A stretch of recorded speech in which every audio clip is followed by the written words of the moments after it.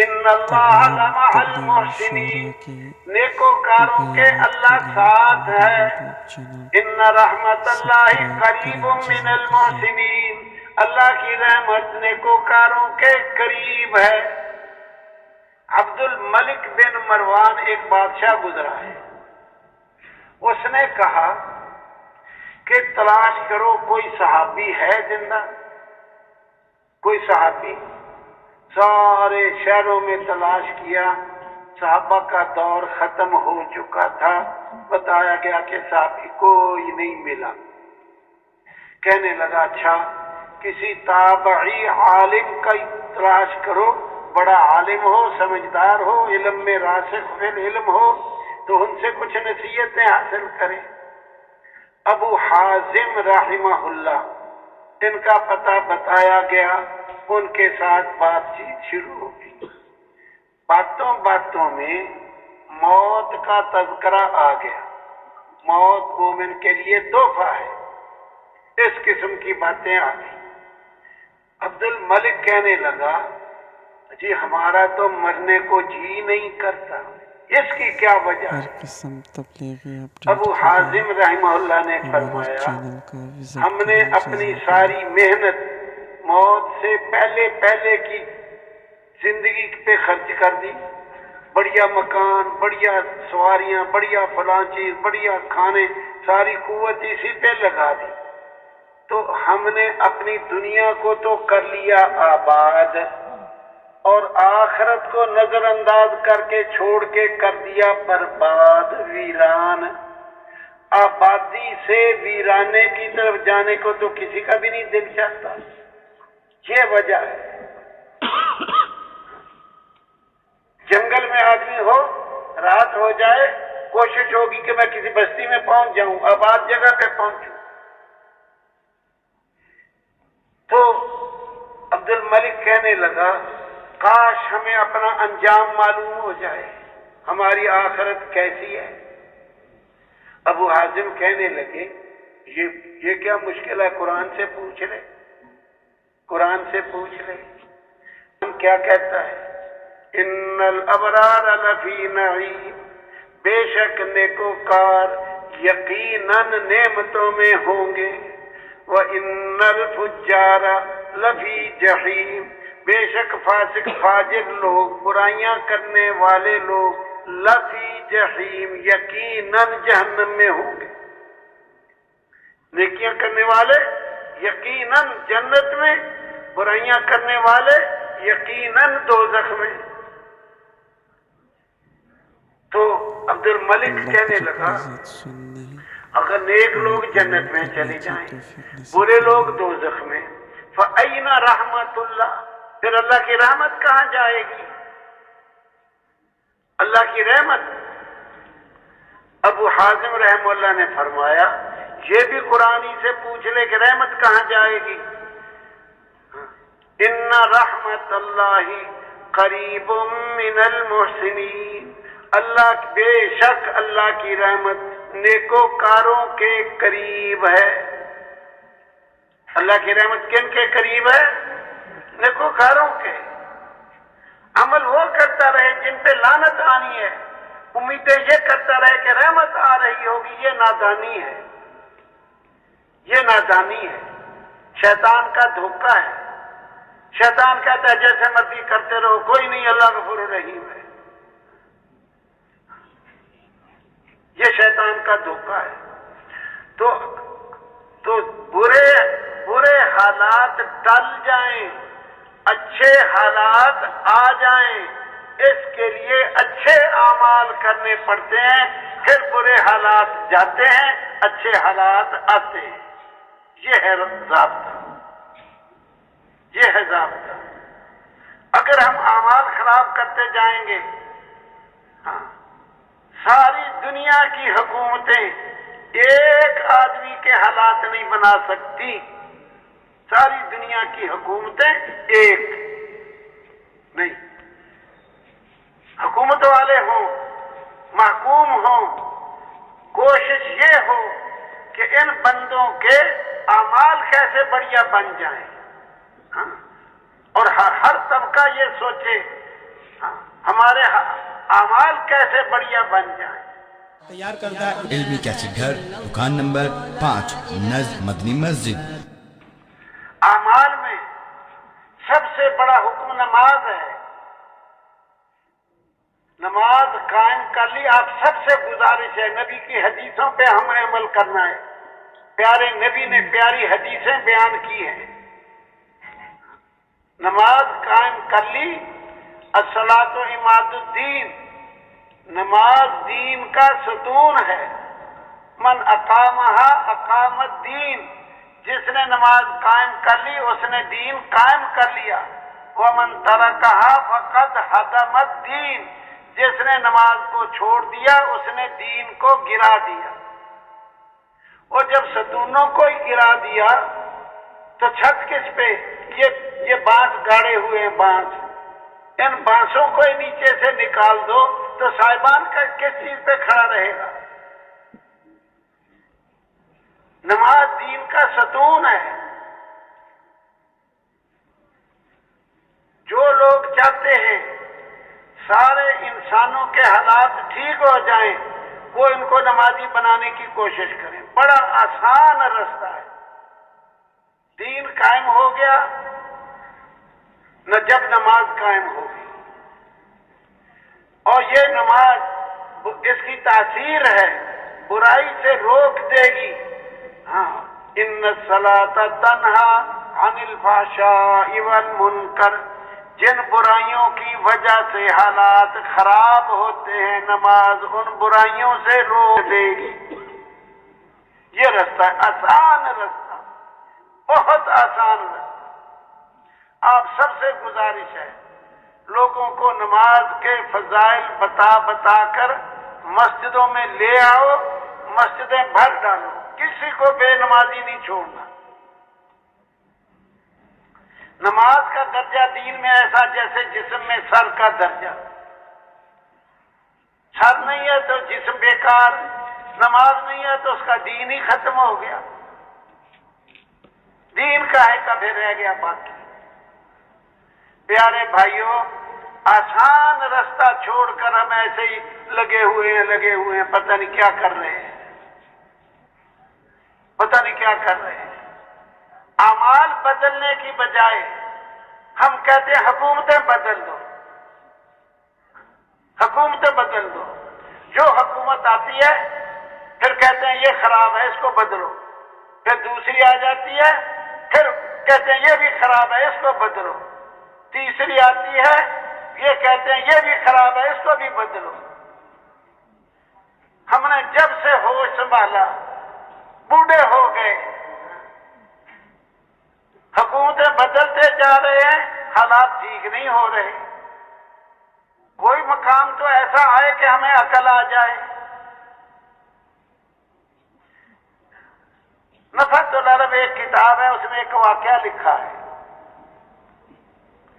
ایک غلام نے دلال کو کہا بھئی مجھے اس گھر سے نکال دو، اس مالک کے ساتھ نہیں میرا گزارا، اس مالک سے میرا سودا کروا دو۔ دلال ان کی عادت ہوتی ہے اگلے کو کہا گاہک کو ارے بڑا اچھا غلام ہے لے لے اس کو، تو سودا کرا دیا۔ نہیں، پہلے پوچھا، دلال نے اس غلام سے پوچھا تو کیوں اس گھر سے نکلنا چاہتا ہے؟ اس نے کہا میرا مالک خود چھنے ہوئے آٹے کی روٹی کھاتا ہے، مجھے بے چھنے آٹے کی روٹی کھلاتا ہے۔ کھلاتا آٹے کی ہے لیکن چھانا نہیں، اوپر سے بورا نہیں نکالا، چھان بور نہیں نکالا، اسی طرح کہتا ہے اسی طرح اس کی کھا۔ دلال نے سودا کرا دیا، دوسرے گھر چلا گیا۔ کچھ دنوں کے بعد دلال کو کہا جی یہاں سے بھی نکلواؤ، جان چھڑاؤ۔ ارے کیا بات ہے؟ کہتا ہے یہ جو مالک ہے نا خود بے چھنے آٹے کی روٹی کھاتا ہے اور مجھے چھان بور جو اوپر سے پورا نکلتا ہے مجھے اس کی روٹی کھلاتا ہے۔ دلال نے کسی کو کہہ سن کے یہاں سے بھی نکال دیا، پھر کچھ دن گزرے، کہنے لگا جی یہاں سے بھی نکالو۔ اجے کیا ہو گیا؟ کہتا ہے یہ میرا مالک خود چھان بورے کی روٹی کھاتا ہے اور مجھے کہتا ہے سو جا، ایسے سو جا، رات گزر جائے گی۔ پہلا چھنے کی کھاتا تھا، بے چھنے کی، دوسرا بے چھنے کی، اس کو بورے کی، اب تیسرا چھان بورے کی، اس کو کچھ بھی نہیں۔ مالک اس دلال نے یہاں سے بھی سودا کرا دیا، پھر نہیں آیا۔ کئی دن میں ایسے راستے میں کئی ملاقات ہو گئی۔ دلال نے پوچھا اب تو معلوم ہوتا ہے کوئی اچھا گھر مل گیا۔ کہتا نہیں جی کیا بتاؤں، میرا یہ مالک خود کچھ بھی نہیں کھاتا، فاقہ مست ہے، فاقہ مست، مجھے اس نے کیا کھلانا، اتنا کنجوس ہے۔ چراغ رکھنے کے لیے چراغ دان، پہلے تیل کے چراغ ہوتے تھے، ہاں، ایک لکڑی نیچے، ایک ڈنڈا اوپر، ایک اس کے اوپر پھٹی، اس کے اوپر چراغ رکھ دیتے تھے۔ وہ اتنی چراغ رکھنے کے لیے یہ ایک سٹینڈ چراغ والا نہیں بناتا، اتنا کنجوس ہے۔ اور مجھے کہتا ہے دن کو جو میں کام کر آ کے فارغ ہوتا ہوں نا، پھر کہتا ہے ادھر بیٹھ جا، چراغ جلا کے میرے سر پہ چراغ رکھ دیتا ہے، ایسے بیٹھے رہو۔ چراغ دان جس کو دیوٹ کہتے ہیں، دیا رکھنے والا، مجھے اس کی جگہ استعمال کرتا ہے، بیٹھ جا، اور سر پہ میرے چراغ رکھ دیتا ہے، کہتا ہے بیٹھے رہو۔ دلال نے کہا پھر آئے کیوں نہیں میرے پاس؟ کہا آیا اس لیے نہیں، اس نے تو مجھے چراغ دان بنایا، چراغ سٹینڈ بنایا، اگلا کہیں میری آنکھ میں بتی ڈال کے کہ ادھر چربی ہے، ادھر سے چراغ جلائیں گے، کہیں ایسا نہ آ جائے، اس خوف سے پھر تیرے پاس نہیں آئے۔ یہ کیوں سنایا؟ ارے اعمال نہیں بدلیں گے، حالات بد سے بدتر ہوتے چلے جائیں گے۔ یہ ہے ضابطہ، یہ ہے ضابطہ۔ جب سے ہم نے ہوش سنبھالا ہے، حکومتیں بدل دو، وہ بدلنے اعمال ہیں، بدل رہے ہو حکومت، بدلنے اعمال ہیں جو اللہ پاک اچھے لوگوں پر اچھے لے آئے۔ یہ ضابطہ ہے، چاہے آج کر لو، چاہے کل کر لو، چاہے مار کھاتے کھاتے مر جاؤ۔ قرآن حدیث کو دیکھیں یا ادھر ادھر کی دیکھیں، اللہ پاک کریم ہے، بے حد کریم ہے۔ ہم اس اللہ کا کہنا نہ مانیں، ہر ایک کو سمجھائیں، فضائل بتا بتا کر ان کو مسجد میں لائیں، مسجدیں بھر دیں، مسجدیں بھر دیں، فضائل بتائیں۔ جو من غدا الی المسجد او راح اعد اللہ له فی الجنۃ نزلا کلما غدا او راح، جو صبح کو مسجد میں گیا یا شام کو، اللہ پاک قیامت کے دن اس کے لیے اتنی ہی مہمانیاں تیار کرے گا جتنی مرتبہ یہ بندہ صبح کو مسجد میں گیا، جتنی مرتبہ شام کو گیا۔ نبی علیہ السلام سے پوچھا گیا، ابو الدرداء رضی اللہ عنہ کہتے ہیں نبی علیہ السلام سے پوچھا گیا کیف تعرف امتک بین الامم، آپ اپنی امت کو باقی امتوں میں سے کیسے پہچانو گے؟ آپ نے فرمایا میرے امتی ہم غر محجلون من اثر الوضوء لیس احد کذالک غیرہم، میرے امتی وضو کرنے کی وجہ سے قیامت کے دن روشن چہرہ، روشن ہاتھ، روشن پاؤں والے اٹھائے جائیں گے، اور کوئی امت ایسی نہیں ہو۔ من خرج من بیتہ متطہرا الی صلاۃ مکتوبہ، جو گھر سے باوضو ہو کر فرض نماز کے لیے نکلا، فاجرہ کاجر الحاج المحرم، اس کو ایسا اجر ملتا ہے جیسے احرام باندھ کے حج کو جانے والا یہ ایسا ہوتا ہے. اتنا انعام نماز روزی کو کھینچتی ہے. نماز جنت کی کنجی ہے. ہم سب لوگوں کو سمجھائیں بھائی جس کے پاس کنجی ہوتی ہے جب چاہے تالا کھولے گھر میں چلا جائے. کنجی نہیں ہے اس کے پاس تو پھر کیسے جائے گا؟ کنجی تو نماز ہے جنت کی. تو جنت کی کنجی لے لے.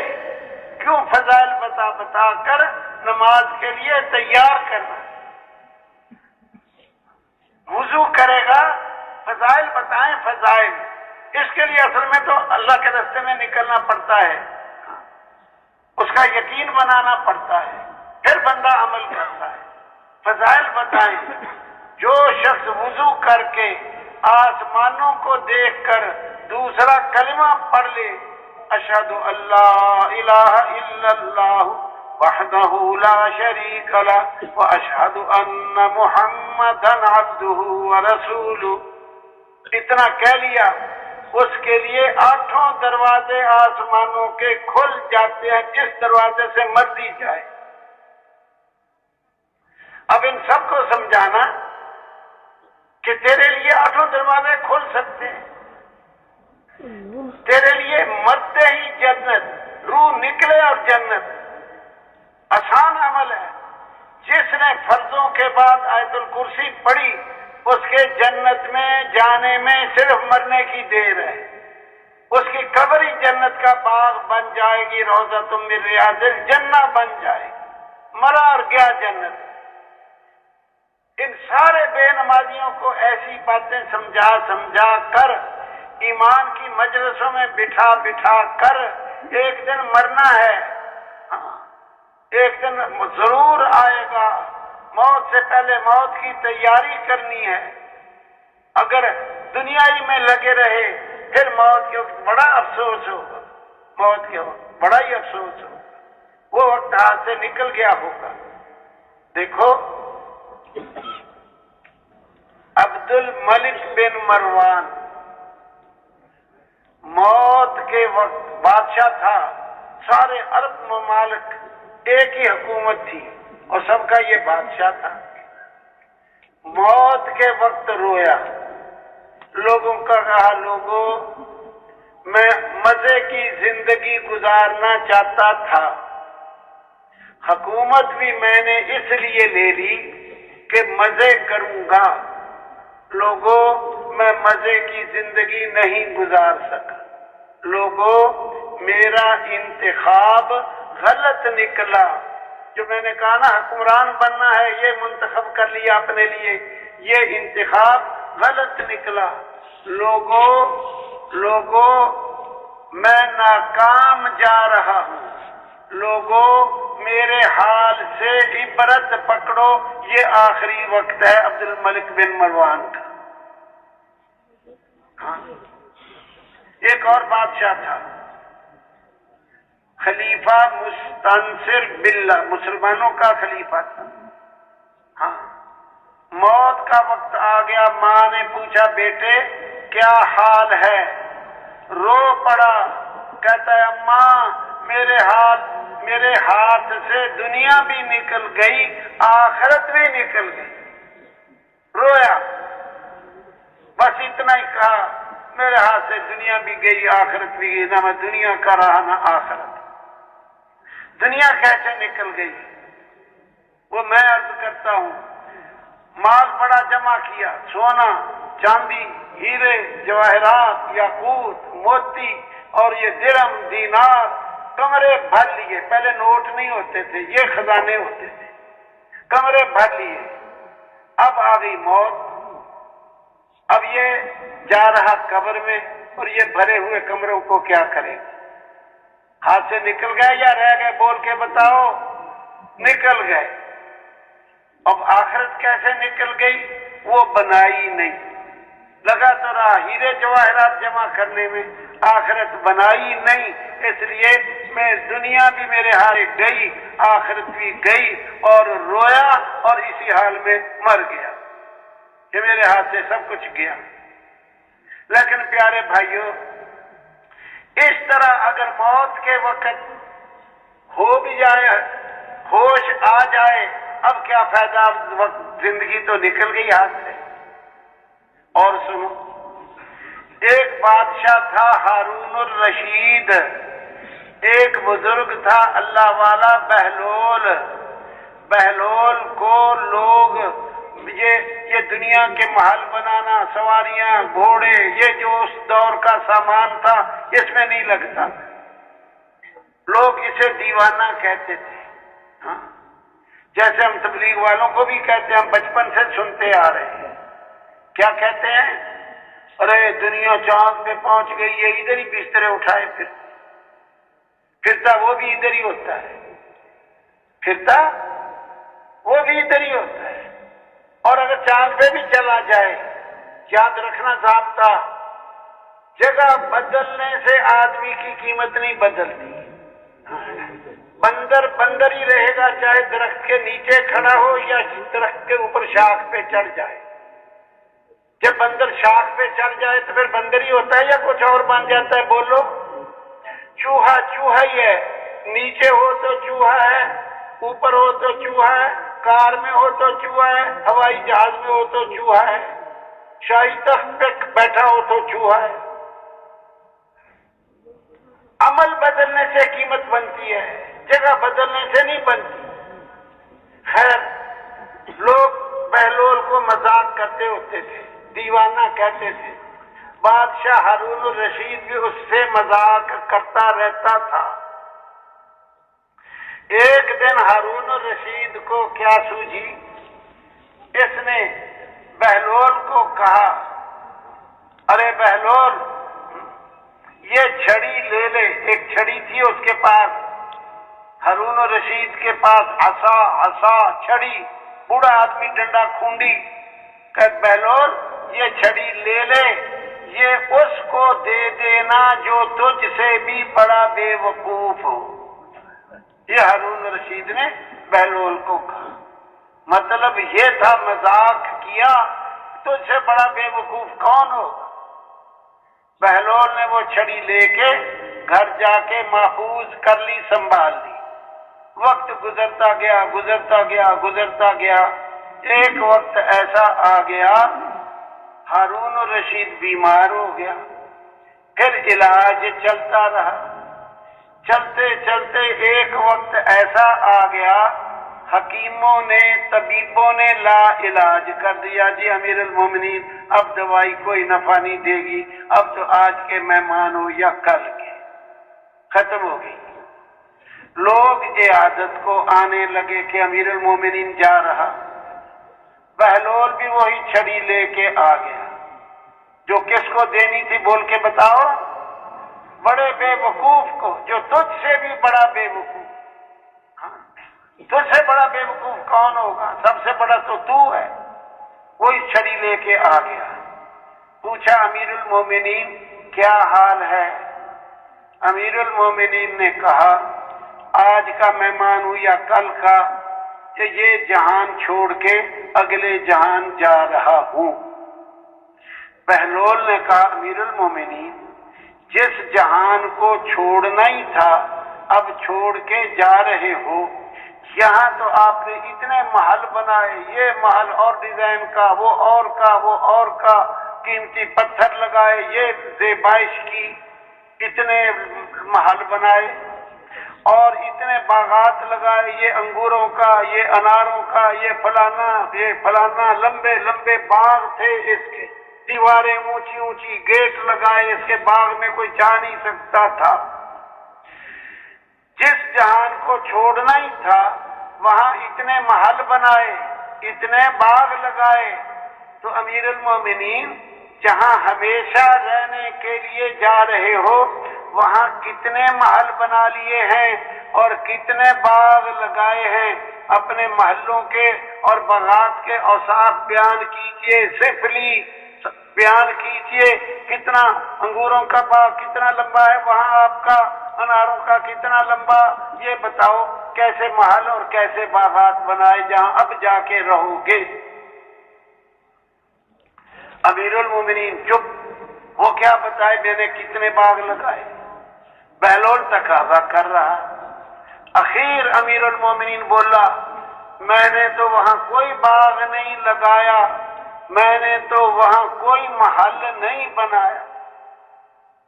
बहलोल ने कहा, अमीर उल-मोमिनीन, ये छड़ी आपने मुझे दी थी, जो तुझसे भी बड़ा बेवकूफ हो ये उसको दे देना, तो ये छड़ी आप ही ले लो, आप ही इसके मुस्तहिक हो। अमीर उल-मोमिनीन को दे दी। क्यों दे दी? जहां नहीं रहना था वहां महल बनाए, जहां रहना है वहां महल नहीं बनाए, जहां नहीं रहना था वहां बागात लगाए, जहां हमेशा रहना था बाग नहीं लगाए। हाँ, तो छड़ी के मुस्तहिक अब हो।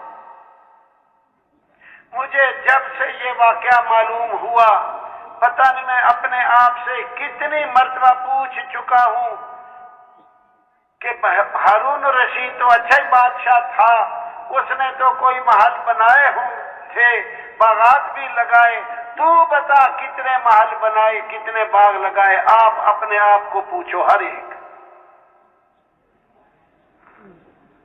दुनिया का मैं आपसे पूछूं, तेरा मकान कितना? वो कहेगा जी 5 मरले का। अरे तेरा? वो कहेगा जी 10 मरले का। अरे तू बता जी मेरी कनाल की कोठी। अरे तू बता मेरी 4 कनाल की कोठी। वो बताएगा जो आप जिसमें रह रहे हो।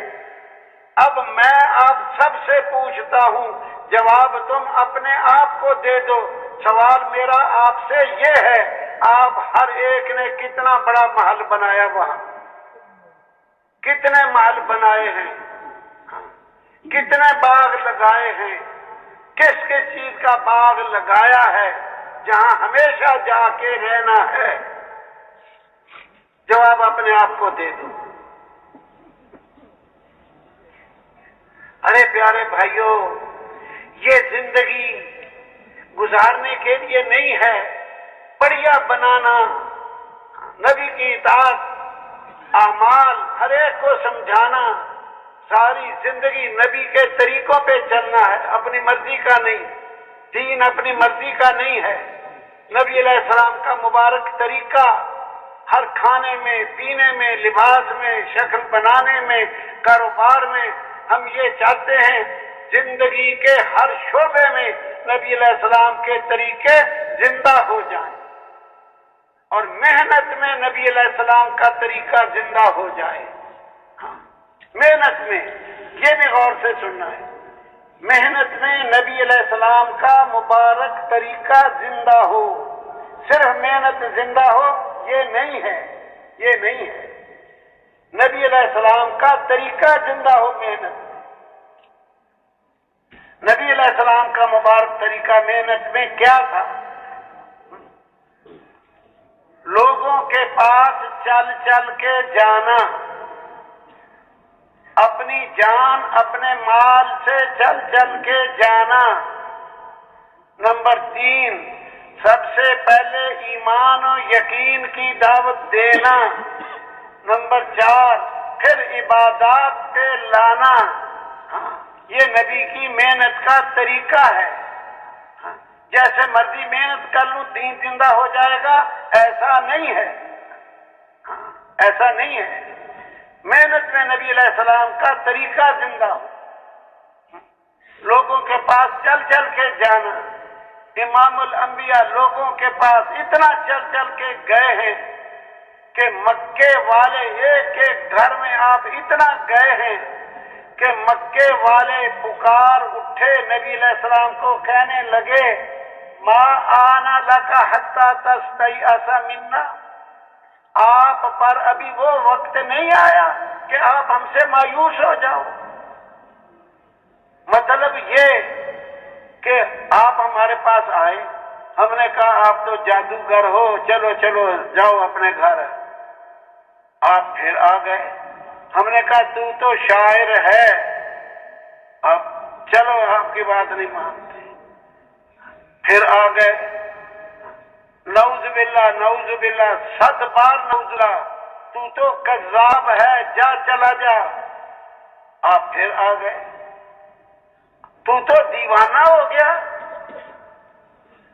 फिर आ गए, تو साबी है। साबी उसको कहते थे जो बुतों की पूजा छोड़ के एक अल्लाह को माने, उसको साबी कहते थे। तू तो साबी हो गया, जा चला जा। यानी इतना हमारे पास आप आए, हमने आपको ठुकराया, नऊजुबिल्लाह नऊजुबिल्लाह, आप फिर आते हो। अभी तक वो वक्त नहीं आया कि आप हमसे मायूस हो जाओ। कितना गए होंगे, सोचो जरा, जो उन्होंने ये कहा। अरे एक आदमी के पास एक मरतबा जाए कि मेरा बिजली का बिल ज्यादा हो गया, 2000 रुपया मुझे कर्जा दे दो। वो कह दे मेरे पास नहीं है, मेरी मजबूरी है, इसको खाली भेज दे। वो फिर दोबारा आ जाए, जी 2000 कर्जा दे दे, मेरा बिजली का बिल ज्यादा आएगा। हाँ, वो फिर ना कर दे तो फिर बंदा तीसरी मरतबा भी जाएगा, चौथी मरतबा भी जाएगा, पांचवी मरतबा भी जाएगा, जड़ेगा, कोई और तरीका करेगा। उसने एक बार कह दिया, 2 बार कह दिया, नहीं है, आदमी जाता ही नहीं है। फिर इमामुल अंबिया को इतनी मरतबा कहा, वो फिर जाते हैं। कितनी मरतबा गए होंगे तब उन्होंने ये कहा है। ये मेरे और आपके नबी का हौसला। हाँ, फिर और सुनो, हाजी लोग हज को आते थे, इमामुल अंबिया उनके खैमों में जाते थे। मिन खैमा इला खैमा, मिन खैमा इला खैमा। 1-2 वाक़यात ये भी अर्ज कर। एक खैमे में गए, उन्होंने नहीं माना, इमामुल अंबिया बाहर निकले। एक बंदा, आप ऊंटनी पे सवार हो गए, सवारी पर, अंदर से एक बंदा पीछे निकला, अब चला गया है, जो छोड़ दे नहीं। जब ऊंटनी पे सवार हो गए, एक डंडा उसके हाथ में था, जैसे नेजा मारते हैं, सीधा उसके पेट में जोर से सीधा वो डंडा मारा। ऊंटनी पीछे से ऊपर को उछली, इमामुल अंबिया को जमीन पे गिरा दिया। प्यारे नबी इसके बाद फिर घर नहीं आए। अच्छा दफा हो जाओ, जाते हो दोज़ख में जाओ, जहां मर्जी जाओ। उस खैमे से निकल कर अगले खैमे में चले, अगले खैमे में चले। इतने वाकयात हैं हाजियों के खैमों में जाने की, एक एक की मिन्नत खुशामद करना। और सुनो, वो मंडियां लगाते थे मवेशियों की, माल की, अपना गधा, घोड़ा, ऊंट, खच्चर, गाय, बकरी बेचने के लिए। खरीदार खरीदने के लिए आ जाते। इमामुल अंबिया ना बकरी लेनी है ना गाय, वहां बाजार में चले जाते हैं, जाके एक एक को ईमान की दावत दे। 2 वाकयात अर्ज हैं।